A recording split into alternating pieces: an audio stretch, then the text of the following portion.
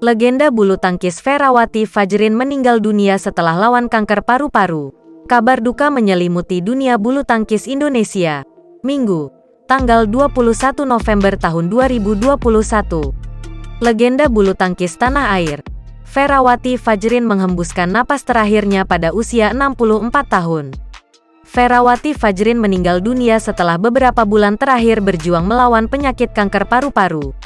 Kabar tutup usia Ratu Bulu Tangkis Indonesia ini diunggah melalui media sosial Twitter @badmintontalk. Semasa masih aktif di dunia bulu tangkis, wanita kelahiran tanggal 1 Oktober tahun 1957 ini termasuk atlet yang serba bisa.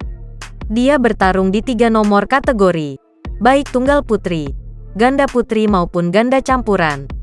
Prestasi yang paling diingat adalah keberhasilannya merebut 12 medali emas SEA Games sepanjang karirnya. Jangan lupa subscribe, share, komen, dan like ya!